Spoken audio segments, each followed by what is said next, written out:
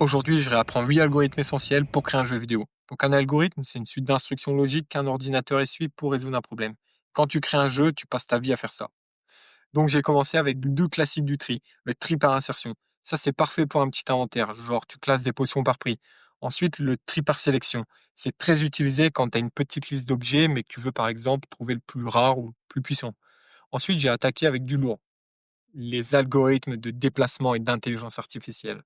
Donc BFS, c'est un algorithme de recherche dans une grille. C'est hyper utile quand tu veux savoir si un chemin est possible entre deux points. Et pour cet algorithme, j'ai dû réviser une autre notion mathématique, les graphes.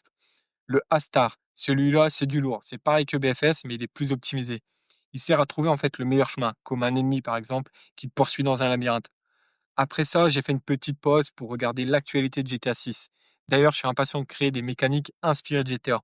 Et s'il n'y aura pas de copier-coller de tuto américain. Donc ensuite, j'ai vu les collisions. Parce que sans ça, bah, ton personnage il traverse les murs. Donc tu as le AABB collision. Là, tu vérifies si deux rectangles se touchent. C'est hyper classique pour gérer les obstacles. Circle collision, c'est plus précis quand tu as des objets ronds, genre une boule de feu ou des attaques magiques.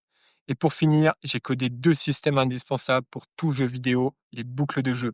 C'est le cœur de ton jeu là. C'est elle qui gère le timing, les entrées clavier, les mises à jour, l'affichage, tout. Et la machine à état. Ça, c'est ce qui permet à un ennemi de changer de comportement. Genre, tu patrouilles, alerte, attaque, fuite, s'accroupir. C'est ce qu'on appelle un comportement intelligent.